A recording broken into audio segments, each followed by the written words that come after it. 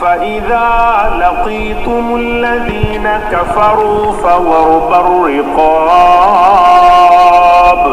حتى إذا أثخنتموهم فشدوا الوثاق فإما منا بعد وإما فداء حتى تضع الحرب أوزارها ذلك ولو يشاء الله لانتصر منهم ولكن ليبلو بعضكم ببعض والذين قتلوا في سبيل الله فلن يضل أعمالهم۔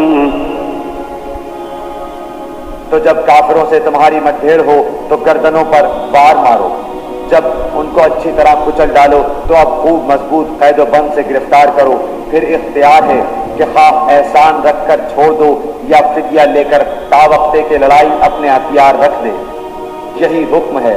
اور اگر اللہ چاہتا تو خود ہی ان سے بدلہ لے لیتا، لیکن اس کا منشا یہ ہے کہ تم میں سے ایک کا امتحان دوسرے کے ذریعے سے لے لے۔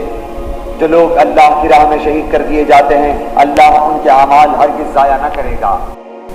لقد نصركم الله في مواطن كثيرة ويوم حنين إذ أعجبتكم كثرتكم فلم تغن عنكم شيئا وضاقت عليكم الأرض بما رحبت ثم وليتم مدبرين۔ یقیناً اللہ تعالیٰ نے بہت سے میدانوں میں تمہیں فتح کی ہے، اور حنین کی لڑائی والے دن بھی، جبکہ تمہیں اپنی کثرت پر ناز ہو گیا تھا، لیکن اس نے تمہیں کوئی فائدہ نہ دیا، بلکہ زمین باوجود اپنی کشادگی کے تم پر تنگ ہو گئی، پھر تم پیٹھ پھیر کر مڑ گئے۔ ابو قتادہ رضی اللہ عنہ کے مولا ابو محمد نے بیان کیا، غزوہ حنین کے دن میں نے ایک مسلمان کو دیکھا کہ ایک مشرک سے لڑ رہا تھا اور ایک دوسرا مشرک پیچھے سے مسلمان کو قتل کرنے کی گھات میں تھا۔ پہلے تو میں اسی کی طرف بڑھا، اس نے اپنا ہاتھ مجھے مارنے کے لیے اٹھایا تو میں نے اس کے ہاتھ پر وار کر کے کاٹ دیا۔ اس کے بعد وہ مجھ سے چمٹ گیا اور اتنی زور سے مجھے بھینچا کہ میں ڈر گیا۔ آخر اس نے مجھے چھوڑ دیا اور ڈھیلا پڑ گیا۔ میں نے اسے دھکا دے کر قتل کر دیا اور مسلمان بھاگ نکلے اور میں بھی ان کے ساتھ بھاگ پڑا۔ لوگوں میں عمر بن خطاب رضی اللہ عنہ نظر آئے تو میں نے ان سے پوچھا، لوگ کیوں بھاگ رہے ہیں؟ انہوں نے فرمایا کہ اللہ تعالیٰ کا یہی حکم ہے۔ پھر لوگ حضرت صلی اللہ علیہ وسلم کے پاس آ کر جمع ہو گئے۔ حضور صلی اللہ علیہ وسلم نے فرمایا کہ جو شخص اس پر گواہ قائم کر دے گا کہ کسی مقتول کو اسی نے قتل کیا ہے تو اس کا سارا سامان اسے ملے گا۔ میں اپنے مقتول پر گواہ کے لیے اٹھا لیکن مجھے کوئی گواہ دکھائی نہ دیا۔ آخر میں بیٹھ گیا، پھر میرے سامنے ایک صورت آئی، میں نے اپنے معاملے کی اطلاع حضور اکرم صلی اللہ علیہ وسلم کو دی۔ آپ کے پاس بیٹھے ہوئے ایک صاحب اسود بن خزائی اسلمی رضی اللہ عنہ نے کہا کہ ان کے مقتول کا ہتھیار میرے پاس ہے، آپ میرے حق میں انہیں راضی کر دیں۔ اس پر حضرت ابو بکر رضی اللہ عنہ نے کہا، ہرگز نہیں، اللہ کے شیروں میں سے ایک شیر کو چھوڑ کر جو اللہ اور اس کے رسول کے لیے جنگ کرتا ہے اس کا حق قریش کے ایک بزدل کو حضرت صلی اللہ علیہ وسلم نہیں دے سکتے۔ ابو قتادہ رضی اللہ عنہ نے بیان کیا، چنانچہ حضور صلی اللہ علیہ وسلم کھڑے ہوئے اور مجھے وہ سامان عطا فرمایا۔ میں نے اس سے ایک باغ خریدا اور یہ سب سے پہلا مال تھا جسے میں نے اسلام لانے کے بعد حاصل کیا تھا۔ صحیح بخاری حدیث نمبر 4322۔ مجھے ابن شہاب سے خبر دی، انہوں نے کہا مجھے کثیر بن عباس بن عبد المطلب رضی اللہ تعالیٰ عنہ نے حدیث بیان کی۔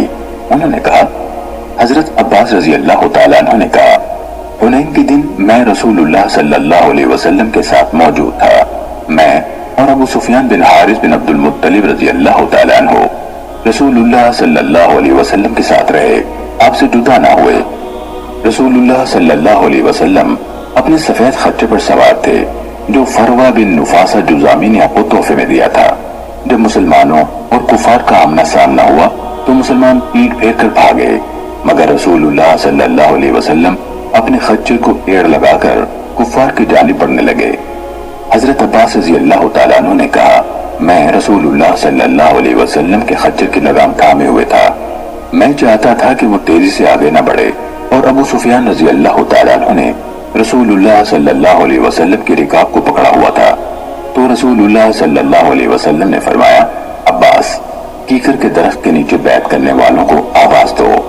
حضرت عباس رضی اللہ تعالیٰ عنہ نے کہا اور وہ بلند آواز والے تھے، میں نے اپنی آواز بلند ترین آواز سے پکار کر کہا کیکر کے درخت والے کہاں ہیں؟